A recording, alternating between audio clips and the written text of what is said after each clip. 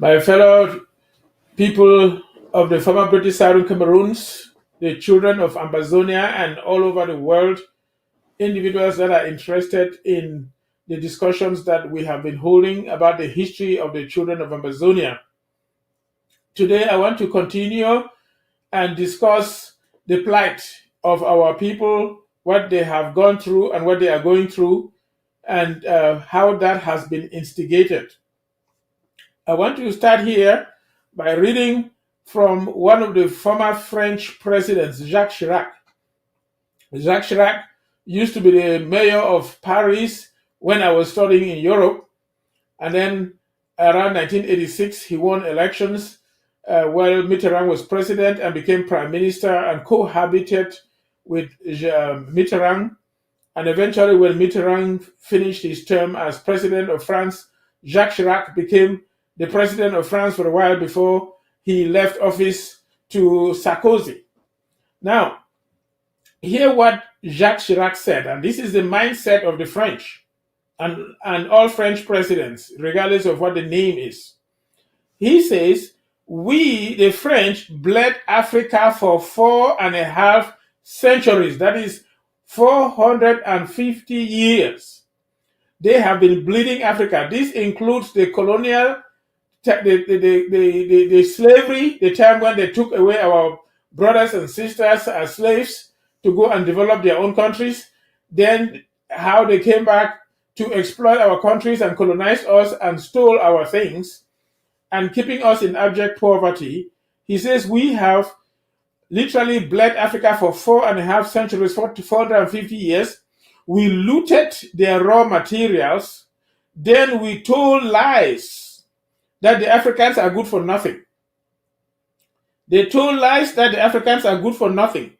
Now, let me tell you why they are lies. I'll read here what a British said in the British Parliament in February of 1835 when the British went across Africa. He said, "I have traveled across the length and breadth of Africa, and I have not seen one person who is a beggar, who is a thief. Such wealth I have seen in this country, such high moral values, people of such caliber, that I do not think we would ever conquer the country unless we break the very backbone of that nation, which is their spiritual and cultural heritage, and therefore I propose that we replace her old and ancient education system, her culture, for if the Africans think that all that is foreign and English is good and greater than their own, they will lose their self-esteem, their native culture, and they will become what we want them, a truly dominated nation." So he is saying here that they have deceived us, that we are nothing, because they know that we are people of high caliber, character and behavior and cultural values, educational system. In fact, Africa led the world for a long time. So Jacques Chirac is saying here, and after being made rich at their expense, we now steal their brains. Yes, they distort our thinking through miseducation, purposefully educate us wrongly. Miseducation and propaganda to prevent them from ever enacting black retribution against us. Their goal is to prevent us from ever taking a revenge on them for what they have done to us. Then a French ambassador wrote what they as French ambassadors are sent to Africa to do. And this book was banned recently. He said, "We, the ambassadors, were sent to Africa precisely to the Sahel and other areas to establish terror." So when you see terrorism occurring across Africa, it is the French who plan it, organize it, and do it. When you hear bullets being rained all across Bamenda, it is the government of La République, led by the French, who find some thugs and use them to rain bullets across Bamenda. He said, "We were sent to Africa to establish terror, to destroy education, communication, vaccines that render them infertile, make Africans not to be able to have children, and destroy the future of Africa, not just for mining resources. They want to destroy our people, but for fresh water and everything that the French will need. We were trained to eradicate the black race because we want Africa without Africans. These are the French that control La République du Cameroon. And so before La République du Cameroon had their independence around, as we said, January 1 of 1960, Ahidjo, a week before, signed agreement with the French, who controlled him. There were 11 points which we have brought in previous programs, making him literally a slave to the French. And any president of La République du Cameroon must obey those 11-point agreement with the French while they pretend to have power. They do not have any power. They are controlled by the French ambassadors. The French ambassador has more power than what you call president. Now, so on the basis of this, the children of the former British Southern Cameroon were forced to go and join La République du Cameroon. I have explained in previous programs how it came about that they were pretending to grant independence to African nations. And then our forefathers wanted to have true independence, but Andrew Cohen, a British ambassador to the United Nations with Jacques Foccart, the French, they connived and conspired behind to compromise the independence of the children of the British Southern Cameroon. And so they forced a vote for us to decide in a plebiscite whether to go back to Nigeria that the British will control or to go to La République du Cameroon that the French will control. And so our independence was compromised. So now we were joining the French Cameroon that was a slave to France. The president of La République du Cameroon is tied by 11 strings to the French government that he must fulfill, or else they'll kill him. And now we are joining them, and they in turn take us to be their slaves. And remember, they are used to telling lies, like Jacques Chirac is saying, that they were deceiving Africans, that they are good for nothing when they know that we have value. So the French tell lies all the time. This is the French president himself saying. So when Ahidjo was making declaration before we went to the plebiscite, where he said that we will join them as a respected federated state and our institutions will be respected, Ahidjo was telling lies. The French were guiding him to tell lies. That is why after the so-called plebiscite and the attempt to come together in Fumban, which was forced and not carried out the right way, like I explained in the previous program, Ahidjo started, under the guidance of the French, to dismantle our infrastructures, to get us to where we are now, literally suffering. And I want to bring the witness of a francophone, an honest francophone, who has been a governor in the southwest and in the northwest of the former British Southern Cameroon, and is speaking from his heart what he saw, how our people were marginalized and their future stolen away, and he's describing it in his own words. This is a francophone talking, and that is David Aboem Achoy, who used to be governor, not this one that has killed a lot of our people and buried them around Mount Fako and buried them around his governor's place there and calling our people dogs. This poorly educated person calling human beings dogs. Dogs are not human beings. But anyway, David Aboem Achoy was a respectable administrator who studied and had a degree in history and came back very early on and became an administrator with the government and was assigned as governor in the southwest and northwest. And he is speaking here honestly. Hear what he says, what he saw. He said that the 6 facets of the English problem by David Aboem Achoy, former governor of the northwest and southwest. 6 facets come to mind. Criticism of the centralized state, the transfer of decision-making centers from Yaoundé, far from the populations and their problems. Every decision comes only in principle from the presidency. So that if you are in Esu, simple decisions and things that you need to live your normal life, you're waiting on the presidency to decide. somebody who is a slave to the French. Failure to respect commitments relating to the equitable consideration of institutional, legal, administrative cultures and traditions as inherited from former administering powers. This is a boy mature saying how they have frustrated us by not respecting the agreement Ahidjo made to respect our inherited structures when we were controlled by the British. Failure to respect solemn promises made during the referendum campaign. The campaign was in 1972. They made promises and did not fulfill them.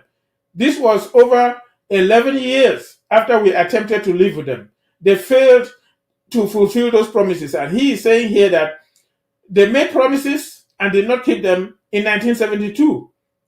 And then change of the name of the state, replacement of the United Republic of Cameroon by the Republic of Cameroon. He is going to explain this problem that we have said it is Paul Biya who foolishly seceded from the coming together of the two Cameroons and went back to his former name that they had before we met in Fumban. And he needs to be logical and move back to his boundaries.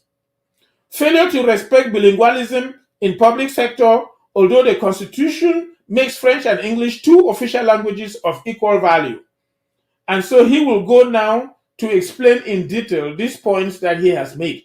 And I need for us to hear what a francophone, honest person saw and is talking. He says criticism of the centralized state. So everything has been put together to be controlled only by one person, the one who calls himself president. Having been stripped of the powers exercised and in complete autonomy by the West Cameroon after independence, many compatriots from this part of the territory have developed a deep feeling of nostalgia, unease, frustration, and discomfort.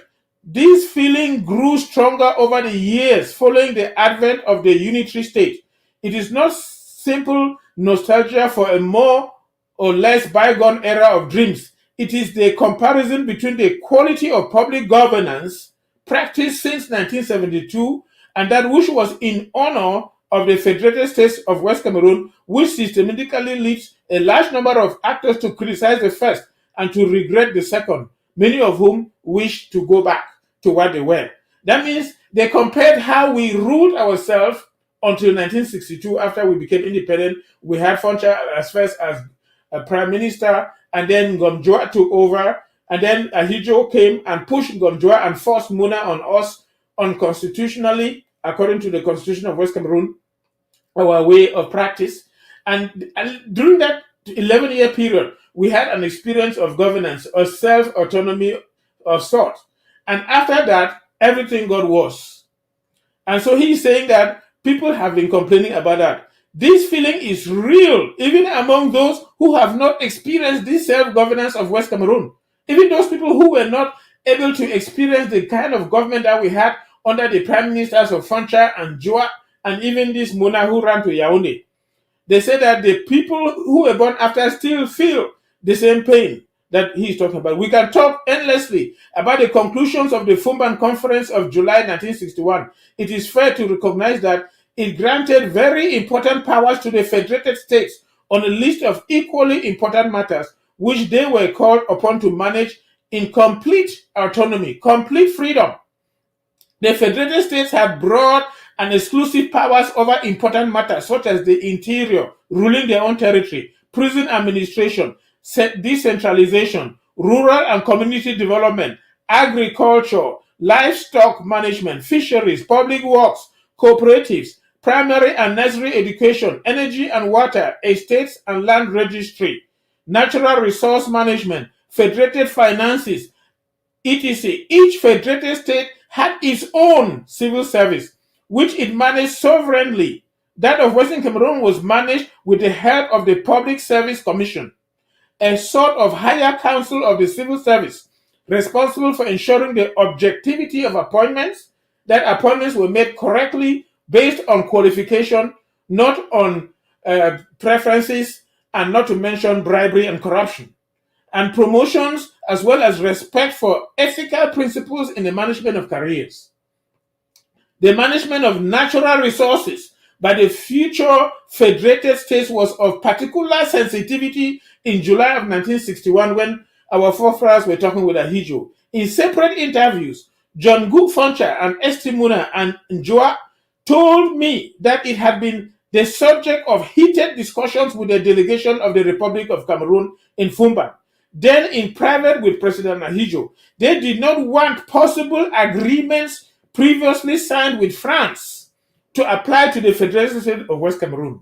Remember those agreements that Ahidjo signed in 1959, 1 week before their independence, which binds the president to serve as a stooge, a slave to the French? Our forefathers did not want those agreements to apply to us. That's what Aboy Machoy is saying. That they told Ahidjo they don't want those agreements to apply to us.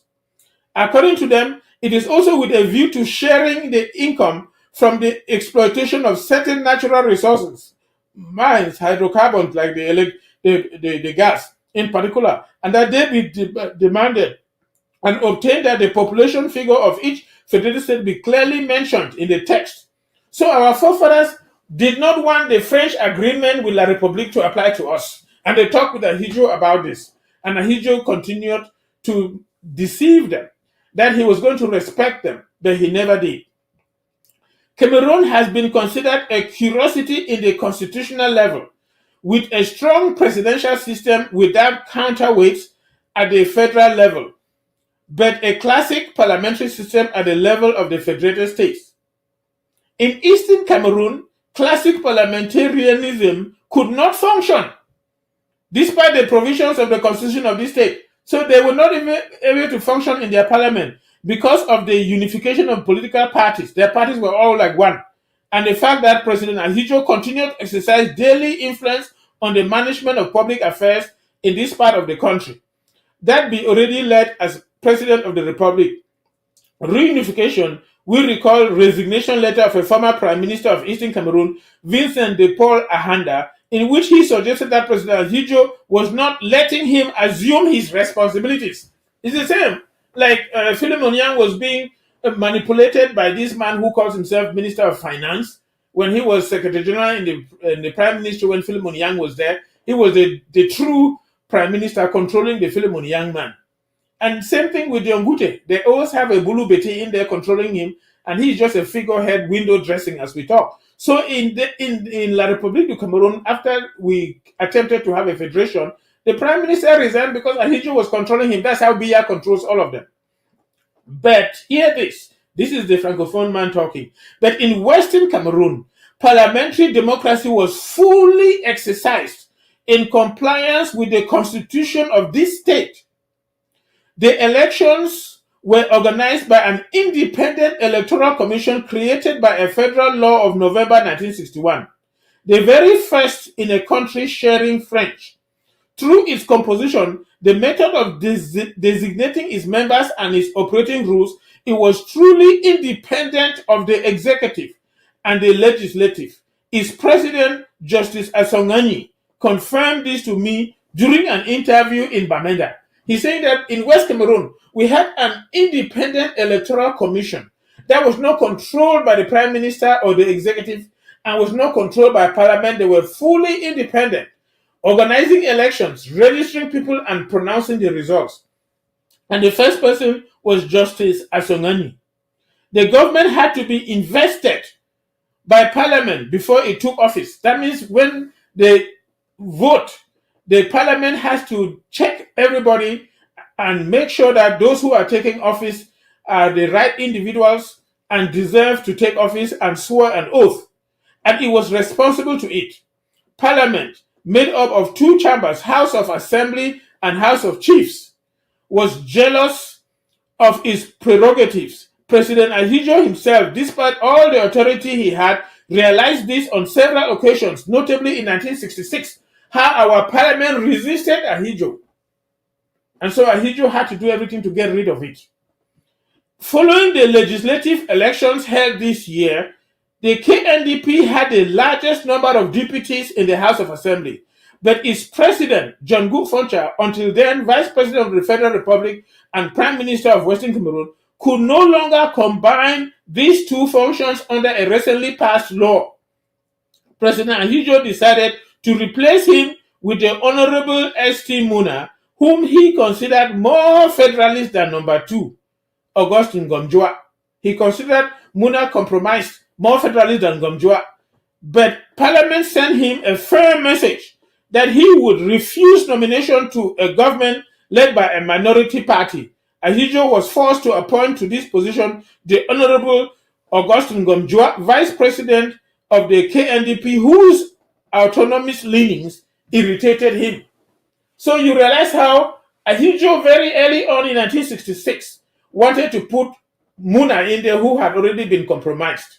There's a previous information very early on in 1963, where the French president met with Muna and TB Egbe and Ahidjo and gave them instructions firmly to dismantle our institutions. So Muna was collaborating with them. And Ahidjo attempted then, in 1966, to force Muna as Prime Minister of West Cameroon when they said that John Go Foncha could not occupy 2 positions as Vice President and Prime Minister of West Cameroon. So John Go Foncha had to go to Yaoundé as Vice President of the Republic, and they tried to impose Muna, but our House, our Parliament, and the House of Chiefs resisted and insisted on our parliamentary procedures, and Ahidjo had to yield and allow Ngomjoa to rule.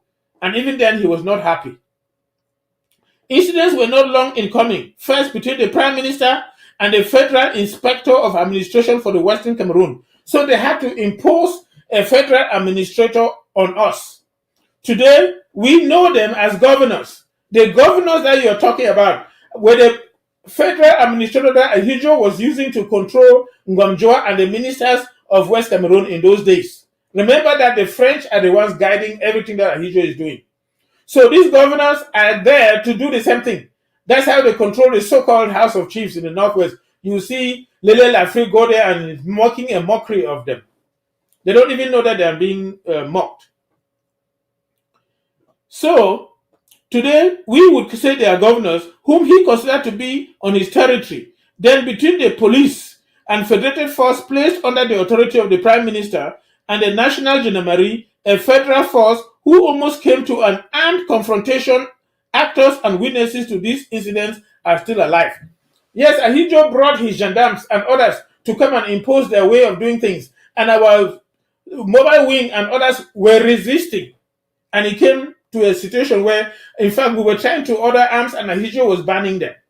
Frustrations. The fact that all this was removed without being replaced on a managerial level by something better or even as good as was, generated frustrations and demands whose effects are still experienced today.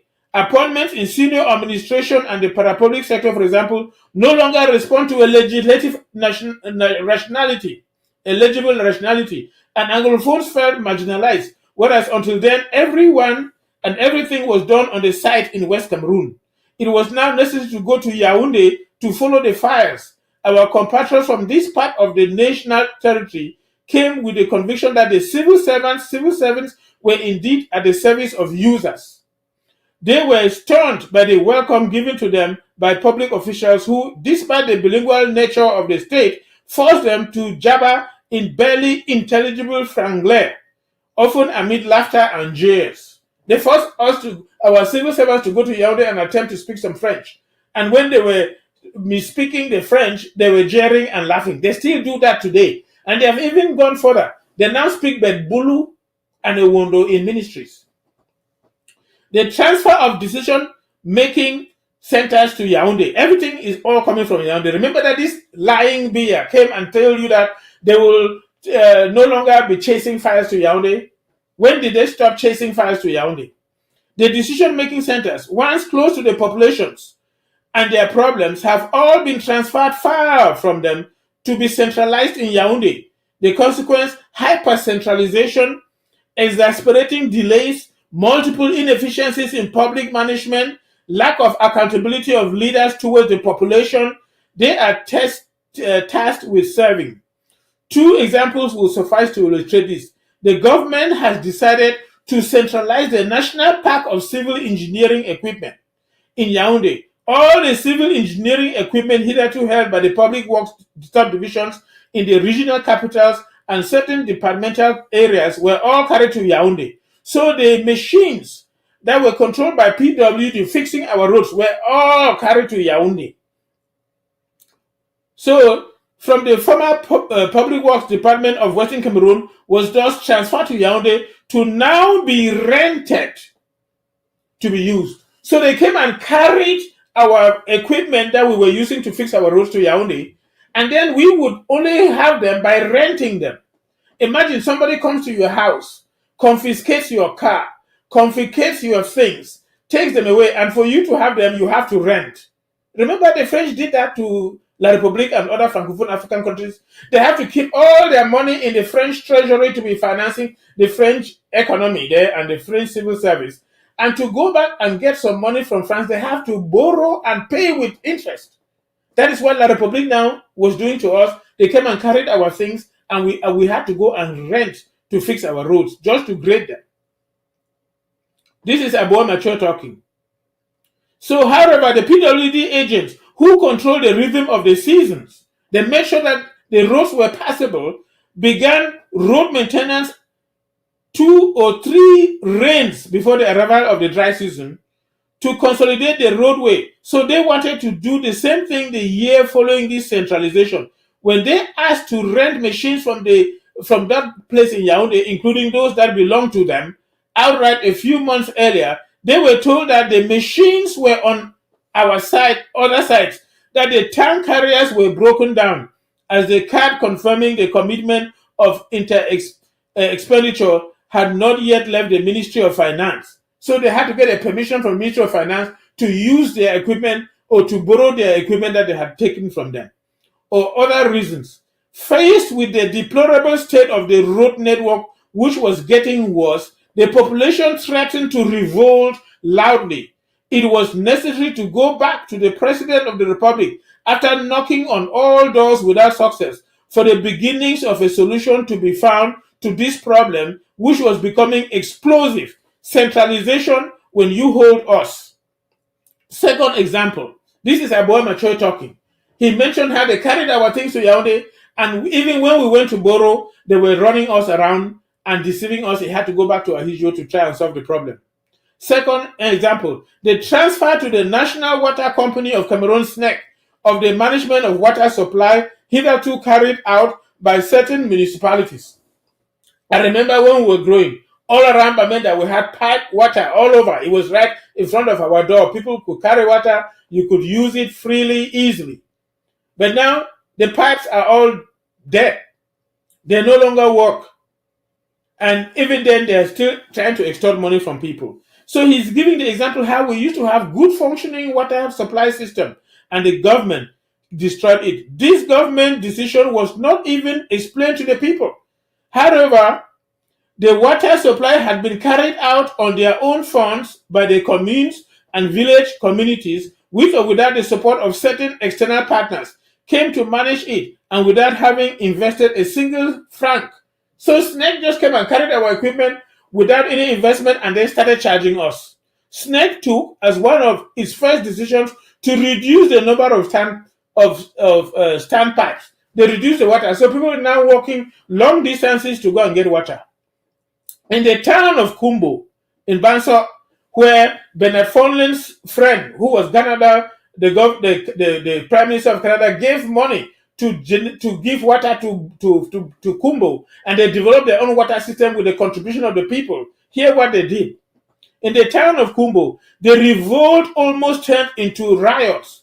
The UNC, the CNU party mayor of the city, explained in vain that the pipes had been financed by the beneficiary population themselves. The population brought the money, that they regularly paid their receipts to the municipality, that it was dangerous for the health of the population to deprive them of drinking water.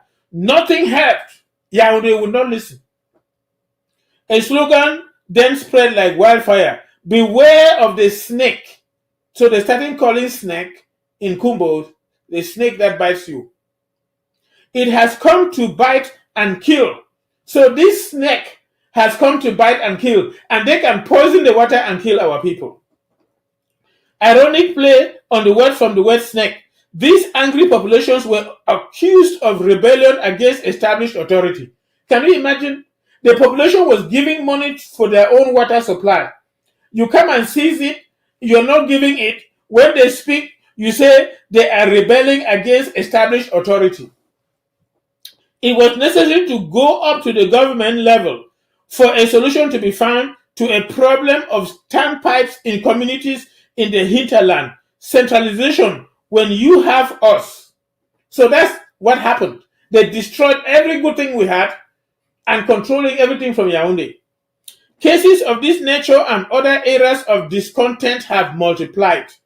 It was not quite obviously a question of a malicious will of the central power, but rather of an opposition between two administrative cultures.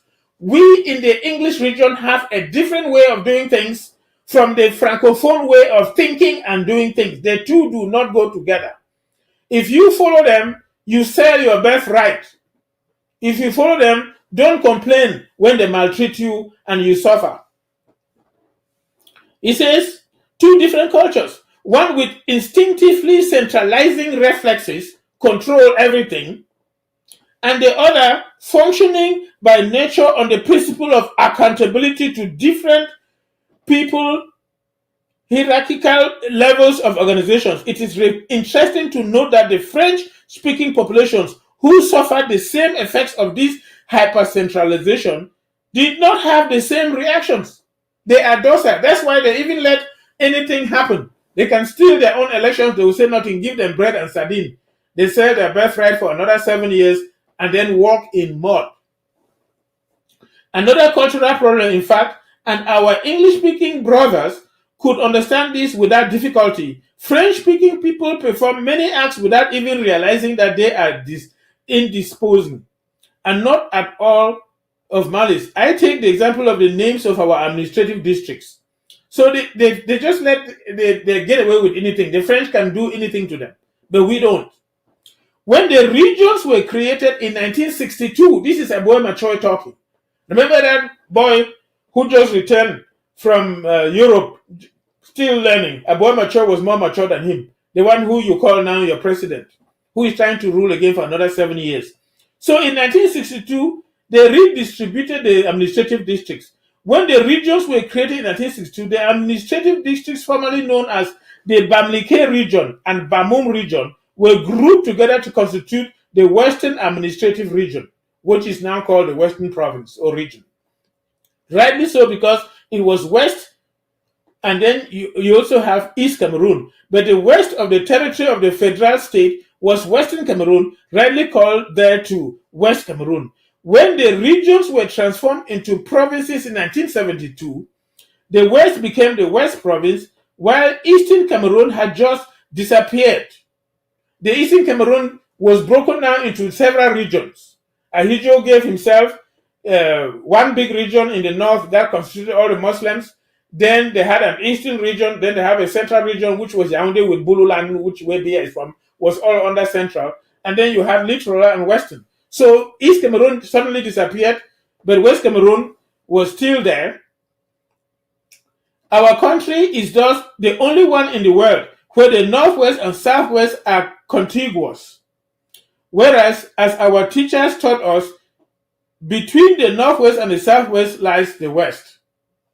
So it's very interesting. You see how they are poorly educated. That's French education. Like Jacques Chirac said, we are miseducating them. That's why they do PhDs on benevolent actions of what they call First Lady. They will soon get a PhD on her hair. I will not be surprised. To better understand what our English-speaking brothers feel, this is a Francophone talking, let's reverse the situation. Reverse it. On January 1, 1960, Southern Cameroon became independent. It recognizes the conditions of reunification with French-speaking Cameroon. This reunification was achieved in October 1, 1961. During the negotiations, French-speaking Cameroon obtained the guarantee that the federated form of state would be forever intangible. Forever intangible. Remember, Ahidjo promised that if at any time any part was not happy, they could leave. An article of the Federal Constitution of September 1, 1961 enshrines this guarantee. You hear what Aboma Cho is saying. 1961, that's before Biya came. So don't worry what the Biya fellow is saying. He was still in Paris being indoctrinated there. Aboma Cho is saying here that in an article of the Federal Constitution on September 1, 1961, remember that we got our independence on October 1, 1961. So while they were doing this, they enshrined in that constitution a guarantee that the federated states will not be tampered with. This federal state was nonetheless ended on May 20th of 1972. They violated that 11 years later, and a unitary state was established in its place. From Kribi to Ndikinimeki, from Baturi to Tibati, from Poli to Kuseri, people are now forced to go to Boya to follow up on their cases. He's reversing it. If you had to leave Kuseri by Chad, you had to leave Baturi and other places to go to Boya to get your employment approved so you can get your little income. And to get things, then the Francophones will understand. I'm sure they will bomb the whole world. They are required to speak English. If you reverse it, and we only talk English, and they must learn it whether they like it or not, in front of haughty and mocking public officials who are very proud, quick to rewrite orders. Even those who have never learned English find themselves obliged to jabber in Cam Franglais. That is difficult to understand. We could honestly maintain that French speakers could have been satisfied with such a situation to the point of complacency and remaining silent. So if the thing was reversed, the Francophones lost their French speakingness and their way of doing things, and they were forced to go to Boya to get papers and to have to do things our way. How would they feel? That's what he is saying. This is an honest Francophone talking. Failure to respect solemn promises made during the referendum campaign. So we have gone now from 1961, where they agreed to enshrine the federated nature of the state. This was before Biya left and came in 1962, and Ahidjo took him. I talked late the other time how Ahidjo took him and raised him to who he is. And then now in 1972, you can see what is going to happen. This is still under Ahidjo as the ruler, and Ahidjo was a firm dictator, better than this fellow. Failure to respect promises that were made during the referendum. You can even say, if the promises that Ahidjo made were not respected before 1972, why do you expect them to respect the promises that they made in 1972 before they went to the referendum? You know, fool me once, but when you fool me 2 times, it means that I'm a fool. So if you want them to continue deceiving you, let them continue deceiving you. It's your choice. So when you hear foolish statements like the Northwest region will give 1,000% election to Paul Biya, I think even a drunkard will not make such a statement. When you hear foolish statements like all the roads in Lobati will be tarred before the elections, even a drunkard will not make such a statement. So only fools will follow such individuals. So anyway, he said the promises made during the campaign for yes in the referendum, and which had determined a large number of voters to vote in that direction on 20th May 1962, were barely respected. This is particularly the case for the acceleration of development, which in these 2 regions was to result from the savings made thanks to the abolition of institutions and organization of federated states. So remember that before 1972, our people were complaining how our infrastructures, the PWD equipment were all carried to Yaoundé. We were struggling to get them to use. Now Ahidjo is promising that they will be developed faster. Our people were foolishly believing. Instead, the little that we had, they have totally destroyed till today. And this fellow does not even see it. The proxies of the federated government and the CNU party at that time, what you call CPDM now, had indeed promised that they would tar all the roads. Have you always heard them say they will tar roads? So the CNU, they said they will tar all the roads.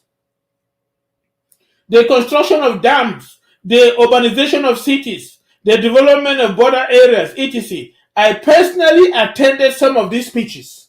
Aboma Cho said he went to those speeches where they promised to tar all the roads, to do the same things that they are making noise about in the year 2025.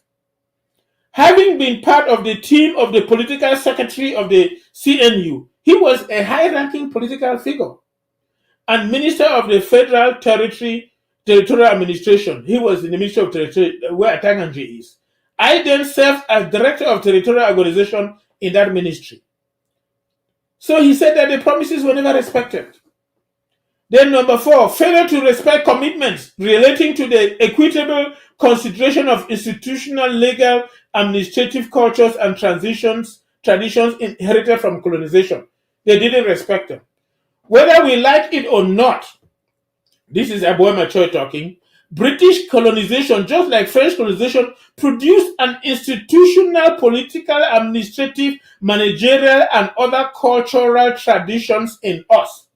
It has also shaped ways of reasoning and living. It was therefore necessary to take into account in an equitable manner, despite the end of the federated state, this double heritage of the Anglo-Saxon and the French system. The state of Cameroon was committed to this. They promised that they will do that, but they have not. They progressively destroy anything that sounds English to only continuously do what sounds French, which is the hand of the French.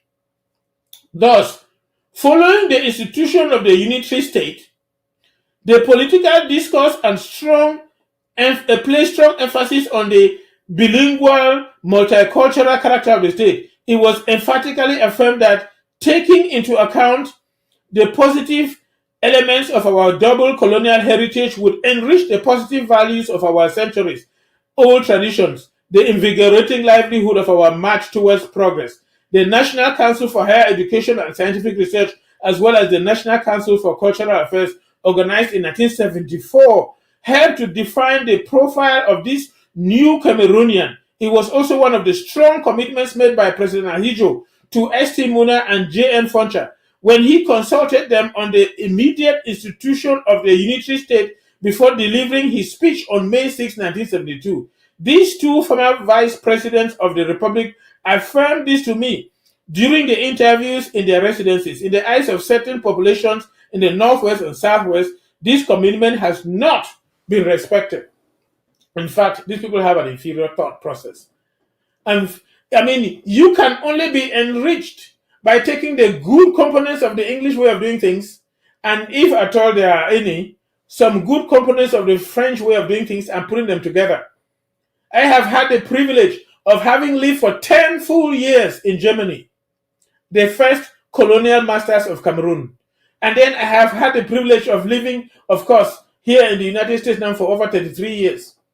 And, of course, we know the system back in La République du Cameroun. I lived in Yaoundé for a while and worked there too. So you can only bring these good things together and be richer for it. Yet these poorly educated individuals think that by sticking to the French way of doing things, they have the upper hand.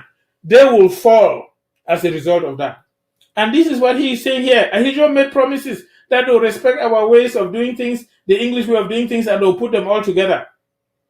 French-speaking compatriots often criticize their English-speaking brothers for their tendency to refer in an almost obsessive manner to the Anglo-Saxon colonial heritage, as if it is the colonial heritage which should structure the relations between communities long united by multiple links even before the start of colonization. At the same time, they resort with relish to their French colonial heritage or constitution. Our institutions, our administrative organization, our decentralization system, our financial system, the overwhelming majority of our legislative regulatory texts all come from French colonial heritage. Sometimes we even engage in simple transpositions, some going as far as photocopying French things. He's saying that they don't even have something of theirs. They copy what the French do, yet they're accusing us of wanting to be Anglo-Saxon. They just copy what the French do. They don't even know how the French came up with the idea of what they have put together. Therefore, they just copy it and they don't even know how to implement it. And that's why they fail badly. However, we could and we still can capitalize on this multicultural heritage to give our country more appropriate and higher quality standards. Isn't our code of criminal procedure, therefore, there to provide eloquent proof of this? It is wonderful when you get the good qualities of other countries like Germany. Ich spreche Deutsch is having in Deutschland studiert. So if you get the German way of doing things inculcated into you, you get the English way of doing good things inculcated into you, you find some, hopefully, good ways of doing French things. Maybe you eat the French bread. Then you will get a better country. But these fellows don't understand that. This penchant for institutional mimicry punished protest movements like the Cameroon Action Movement very early on to assert that French-speaking Cameroon was continuing by proxy French colonization in Western Cameroon. This was very early on in 1979. A group came up. They called themselves Cameroon Action Movement. They complained that French Cameroon was colonizing English Cameroon. And probably based abroad, this movement circulated numerous leaflets in Cameroon, most of them posted from Canada and the United States. These leaflets denounced pell-mell the marginalization of English speakers treated as second-class citizens, the Frenchification of Cameroon, disregarding the equality of the two colonial heritages, the transformation of the National Assembly into a simple rubber stamping house. They just rubber stamp, contrary to the Wadlock place in West Cameroon, where we discuss and debate things and come up with wise decisions. The abandonment of development priorities, which were those of West Cameroon before unification, with the consequence of slowing down development in this part of the territory. Aware of the impact of these messages, the support for which was accumulating, hear what Ahidjo did about this. When Ahidjo had this resistance in 1979, President Ahidjo dispatched strong delegations to Bamenda and Boya, made up of members of the government, the political bureau, and the central committee of the UNC, of the CNU at the time. Their mission was to restore the facts in their truth, to give explanation to the population, to warn them against the harmfulness of such messages, and to reduce tension. Then he set up a high-level ad hoc committee to reflect on the Anglophone problem. So Ahidjo formed a group to look into these Anglophone grievances. Same thing. It's never really changed. So when it erupts, then Ali Baba, in that case it was Ahidjo, now is Paul Biya, will meet and then form an ad hoc committee to try and look into things. Only 3 of the members of this committee are still alive. So Ahidjo formed a committee in 1979 to look into these Anglophone problems. That's what Aboy Macho is saying. And only 3 were still alive. He talked of Paul Biya being there. He was there at the time he was Prime Minister. Then the Vice Minister of National Education, Dorothy Njoma, she is the one who signed my certificate as Vice Minister. Adamunda Mjoya was the Minister of Education. Dorothy Njoma was the Vice Minister. She signed our GCE O and A-level certificates. Anyway, she too was a member of that committee. And then Governor of the Northwest Province, he himself was at that time Governor of the Northwest Province, and he participated in that group. I will quote from memory, Solomon Tandeng Muna, President of the National Assembly, Chairman of the committee, was the chairman of that committee. Ministers of State, Ministers Samuel Ebwa, Sadu Daudu, that's where Ahidjo's people, Minister of Finance, Minister of Defense for a long time, Sadu Daudu, Victor Ayisi Mvodo, Emmanuel Egbetabi, Namata Elangwe, Christian Songwe Bongwa, Joseph Chongwan Awunti from Small Babanke. He has that building as you go to Maltrinque and up the hill there opposite Full Gospel Mission. He used to be one of the vice ministers in the Ministry of Territorial Administration. The deputy administrative secretary of the UNC, Thomas Abongalame, the permanent secretary for national defense, Samuel Kame, the director general of DIRDOC, Jean Fogivet, the governor of the Southwest from Fosse Yakumto. That is the one whose son now is among the House of Chiefs, and the one that was somehow taken into the bush, unfortunately. And then eventually he saw the light of day and then came back. Now he's even more active for Biya than using his senses. So his father was there. I was appointed rapporteur of this committee. He was the reporter writing things. Professional secrecy prohibits me from disclosing here the findings, conclusions, and recommendations contained in our report. However, out of respect for historical truth, I must point out that none of the members of this committee expressed the slightest doubt about the existence of an English-speaking problem in Cameroon. That was in 1979. None of the members of that committee, including Paul Biya, expressed any doubt that there was an English problem in Cameroon. So when Atanganji, my classmate, lies that there is no Anglophone problem, the boss that he serves, his God, was in 1979 agreeing that there was an Anglophone problem. The work lasted a whole week. After reaching our report, the President of the Republic decided to receive individually each of the members of this committee. I remember that on this occasion, he gave me his point of view at length on the different contours of this question before requesting from me concrete proposals on the aspects specific to my province. So he asked him as governor of the Northwest province to give concrete proposals of what he can do to solve this problem. That's what Ahidjo did. This one goes and stays in Switzerland while the army is killing our people, taking 2-month-old children and throwing them into boiling water, burning old frail grandmothers in their houses, destroying over 700 villages, killing over 60,000 people. That's what this one did. Recognized in the time as real by the highest authorities of the state, has the English-speaking problem disappeared? He says it was recognized in 1979 by the highest authorities of Cameroon. He says he's asking, has the English problem disappeared? As if by magic? No, certainly not. This is Abom Achoe talking. He says the problem has not disappeared. It was recognized by Ahidjo, even Paul Biya himself, and all the others in 1979.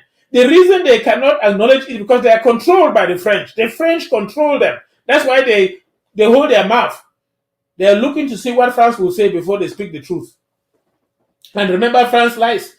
Jacques Chirac said, we have deceived the Africans. The French deceive us all the time. Whatever they're telling you are lies. Especially since certain facts have been added to an already complex situation. Number 5, change of the name of the state. You need to hear this one. Very interesting. Replacement of the United Republic of Cameroon by the Republic of Cameroon. Upon its accession to independence, the former state under French supervision took the name Republic of Cameroon. It is with the Republic of Cameroon that the Southern Cameroon negotiated the conditions of reunification. At the event of this, the Republic of Cameroon became the federated state of Eastern Cameroon, and the Southern Cameroon became the federated state of West Cameroon within the Federal Republic. The change of the name of the state in 1984, abandonment of the United Republic of Cameroon and return to the Republic of Cameroon was perceived in many circles as a simple phagocytosis of former Western Cameroon by the former Eastern Cameroon. That means they had just eaten us, engulfed us. You take like a piece of meat in your mouth, chew it and swallow it. That's what they were trying to do. But remember, Doc Hammerjob, the ambassador of the United Nations, the Secretary of UN, when we acquired it, said that forcing the former British Southern Cameroon to join with the Republic of Cameroon is like forcing a balloon under the ocean. One day it will come out. So they cannot swallow us. The 2 cubes of sugar can never melt. Okay, so he said that he says that was perceived in many circles as a simple phagocytosis of the former Western Cameroon by the former Eastern Cameroon. The most pessimistic saw in it a clear desire to eliminate, even on a symbolic level, the contribution of the former Western Cameroon to the reunification and the construction of a larger nation.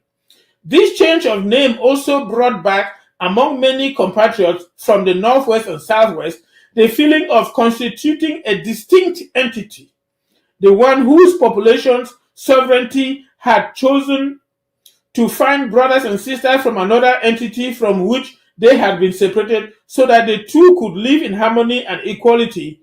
For the extremists, it was therefore necessary not only to resist this phagocytosis like Dinka did.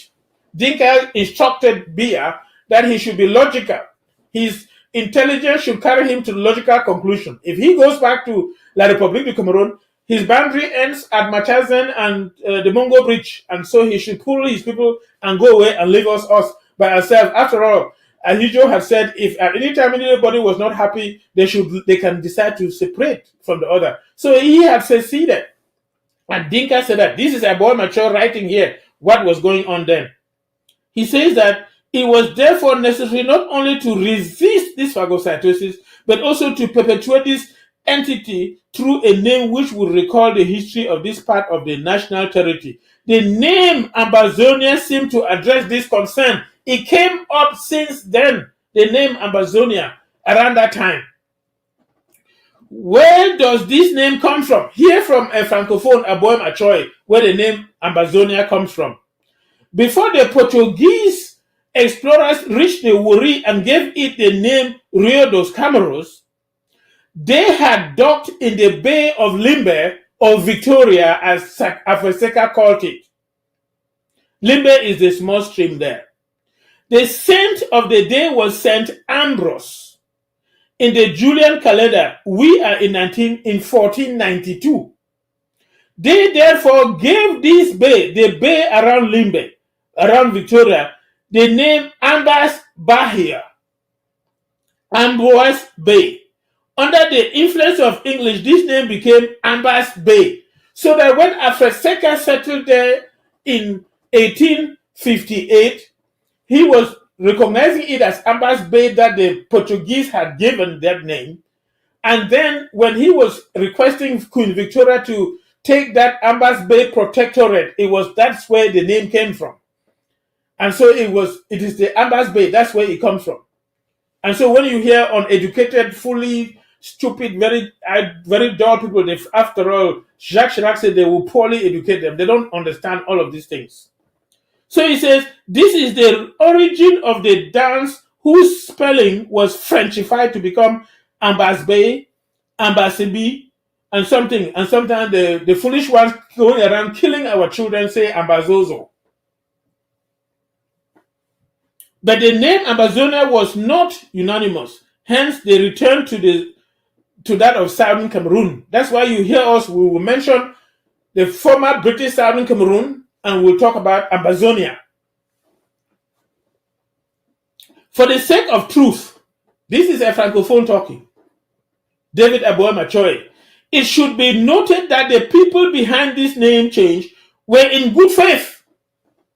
These were not bad people. They were saying it in good faith. I discussed it with some of them. Brilliant academics newly integrated into the strategic decision-making circles at the top of the state. They were still little informed about certain realities of deep Cameroon, and only in the process of developing the reflex to summon them when preparing the authorities' decisions public in order to guarantee healthy reception by the different segments of society. And no time had it occurred to them to make some of their compatriots uncomfortable. Their reasoning was rather the following. So he's describing they were not interested in making the Francophones uncomfortable by adopting the name Ambazonia. These were intelligent people. He said their reasoning, national unity had been the credo of public powers under the Federated State and the United Republic. The election of President Biya at the end of December 1983 marked the entry of Cameroon into the era of national renewal. The national renewal postulating that it was necessary to move from national unity to its highest phase, national integration. This transition constituted a real mutation which had to be reflected through the very name of the state. The United Republic of Cameroon should therefore become the Republic of Cameroon, they thought. The bill submitted to the National Assembly was worded as follows. As of the date of promulgation of this law, the United Republic of Cameroon became the Republic of Cameroon. It is a parliamentary amendment which resulted in the current formulation. The United Republic of Cameroon takes the name of Republic of Cameroon, wording that is otherwise incorrect from a legal point of view. The instigators of this project did not realize that instead of a change, it was rather a return to the name of the state of Cameroon under the French supervision upon its accession to independence a quarter of a century ago. They were not intelligent. Remember, they are very stupid. That's why they were going back to what they were before and don't understand that it means they have to go to their boundaries as achieved at independence. The tabling of this bill stirred up many people in the northwest and southwest provinces. In Boya, where I was serving at the time as governor, I was personally challenged by dozens of people, including CNU officials, who asked the meaning, the opportunity, and the justification of this return to the situation before reunification. In Yaoundé, the ministers from the two English-speaking provinces were all upset. Many are alive and can testify to this. Some deputies from the northwest and the southwest even advocated an open rebellion and recommended a negative vote. They all gathered around the President of the National Assembly, the Right Honorable St. Muna. After long and lively exchanges, they rallied to the position of the President of the National Assembly and other moderate deputies who found it inappropriate to raise a rebellious win due to the circumstances of the moment. Their argument was both logical and patriotic, noting that the conflict between the former President Ahidjo and the Republic and his successor Paul Biya had reached worrying proportions. They believed that a wind of rebellion in the English-speaking provinces at this time would undoubtedly weaken the new president and would give rise to arguments to those who opposed him. So you notice that when Muna, who had been compromised by Paris and working with the French, advised our people to cool down and not fight, they were helping to protect Biya and help him be the stronger hand against Ahidjo. Instead of him being sympathetic that we protected his government, remember he was saved by a military guy from Banso.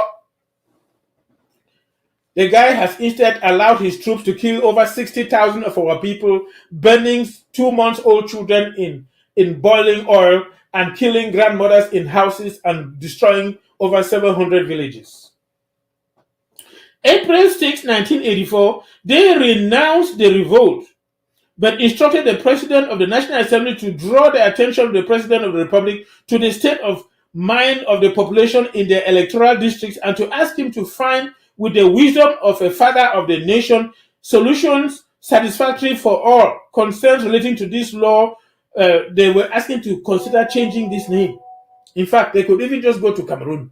They don't even need to add Republic of. Just say, we are called Cameroon, just like you have that country that just calls themselves. But they don't have that wisdom. It's not in them. They wait for whatever Elysee tells them, so they're smart enough to know that.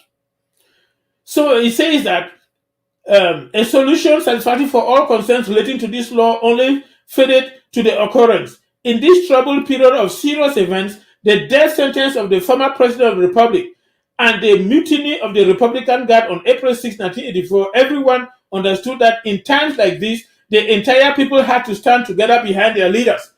Imagine, the man who raised you, he condemned him to death. The Republican Guard that was dominated by Muslims revolted, and his power was a threat. This time, the Anglophones saved his power. Muna talked them down from revolting against the foolishness of his act of changing the name to what they were before independence, and we cooled down because we didn't want to put add petrol to the fire, and he couldn't understand. So this is a boy mature talking. Who is more patriotic? We have been more patriotic to La République du Cameroon during the time that we have tried to live together than they have ever been. They have only been parasites stealing and killing and destroying us. Now, failure to respect bilingualism in the public sector. That's why the president never speaks in English. He's ashamed. In private, he speaks some English to visitors. But in public, to make a speech in English, he's afraid of the French president. What the Elysee will say, that how dare him speak in English. Although the Constitution makes French and English two official languages of equal value, of the 6 facets of the Anglophone problem recalled above, which would be insusceptible to solutions? None, absolutely none. So what to do? History has presented Cameroonians with a sublime challenge, that of building, based on the unique journey of their country, a united state capable of constituting a model of integration of the various colonial legacies in its centuries old traditional values. If it succeeds, it can serve as a model, even a reference for all English-speaking, French-speaking, Spanish-speaking, and Portuguese-speaking countries in Africa. It could thus constitute the epitome of African unity. This challenge can be met. It must be. This can, however, only be done with humility, not the pride of the ekelebes that go around killing people, shooting them. In dialogue, consultation, cordial understanding, listening with your heart. And neither the power of numbers nor military force can achieve this. That's why Weber told them, you can take the French army and join to yours. You will never quell the people when they rise up. And they will fade away. Indeed, it is well known, opinions are like nails. The more you hit them, the more they drive in.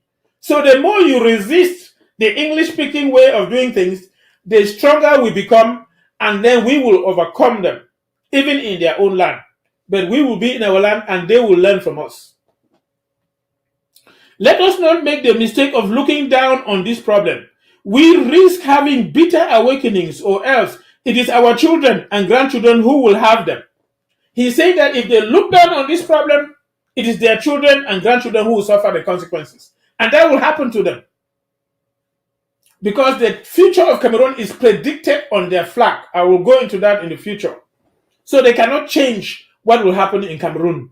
It doesn't matter their gymnastics and those tricks that they play pretending to conduct elections. They have already rigged the elections. The results are already known. They want to declare the octogenarian, the 93-year-old dying beer, that he's a winner. Don't worry about the elections. Don't even waste your time going anywhere. But all of that will be swept into the dustbin of history.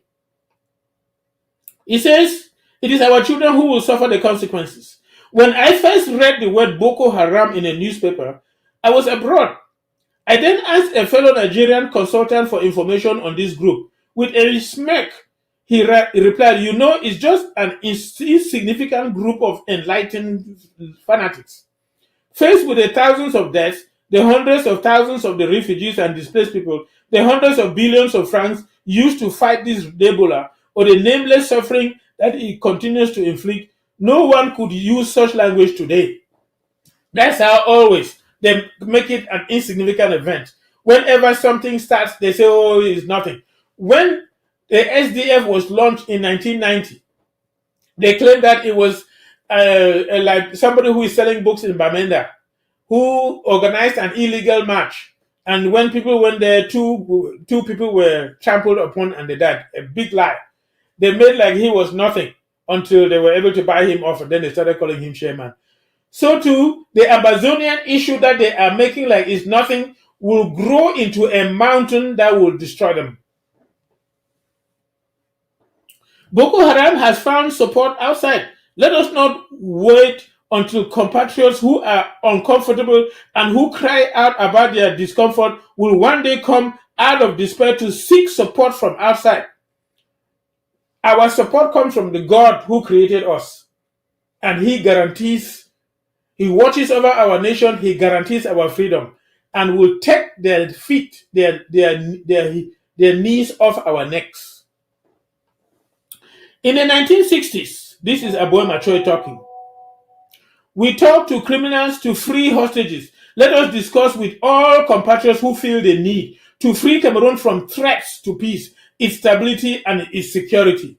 This is him advising them that talk to everybody with a listening ear. Don't go arrogantly because you may have embezzled over $600 billion and stashed away into your account. You think that you can bribe your way through life. You will not bribe death. In fact, the children will eat the sour grapes of all those actions. In the 1960s in France, a unitary and millennial state, the Front for the Liberation of Brittany, denounced what it called French colonialism in Brittany. That is in France.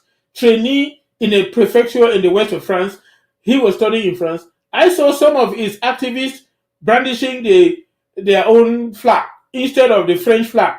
Today, only his children still talk about that flag. It is not the result of a war, nor of an embattlement of all the protagonists of the. It is the consequences of a political offer, the result of a Republican dialogue. If you don't sit down and speak as intelligent people, you waste your time. You will vanish. A few years ago, I was chatting with one guy, one of the main leaders of the secessionist movement with whom we had served in Bamenda. By chance, we found ourselves in Sweden, very happy to see each other again. At the end of more than 2 hours of discussions, he had this sentence: "My brother, since no one wants to listen to us, everyone will end up hearing us. And they will hear God himself. The God who created the universe, who created us, will speak to them right inside their very bedrooms. They cannot run away from his voice." I pointed out to him that he always called me his brother, even though during all our discussions I argued against secession. With a smile, he said to me, "It's you in Yaoundé who don't want to listen to us." Yeah, since they don't want to listen, they will naturally become deaf. Since they don't want to use the organ that God gave them to listen, they will become deaf. Let us listen to all the children of the homeland without prejudice, as requested by the President of the Republic in his message to the nation on December 31st of 2016. That's what he says. Let us offer all our compatriots frameworks for discussion and consultation to address our problems without bias and resolve them with sincerity. In truth, what is on the way with lawyers and teachers is going in the right direction. But let's not limit ourselves to the treatment of what constitute only manifestations or even simple symptoms. Let us address in all its complexity and depth the English-speaking problem with courage and determination. Let us provide satisfactory and convincing solutions. Citizens of our country will benefit from it. For peace with justice, for the good of the nation, for the salvation of the homeland. This is the assessment of David Aboem Achoy. I wanted to read this so you see the explanation from an honest Francophone, what he experienced since 1961. He was in government before Biya, and he went through all of this. And he's describing how we have been defrauded, how the population that he even governed as governor were not happy. And he talked with them, and he's giving advice to listen. Don't let the guns speak. Sit down, use the natural senses God gave us, the ears, the heart, the conscience, and then listen 10 times and speak once, and you will succeed. And if they don't want to listen, the God who created us, we are his children, he loves us, and he will establish us very well, separating us from them. And they will finish in deafness since they don't want to listen. And their children will eat the sour grapes. I'll end the program here today. May God bless our people. In Jesus Christ's name, amen.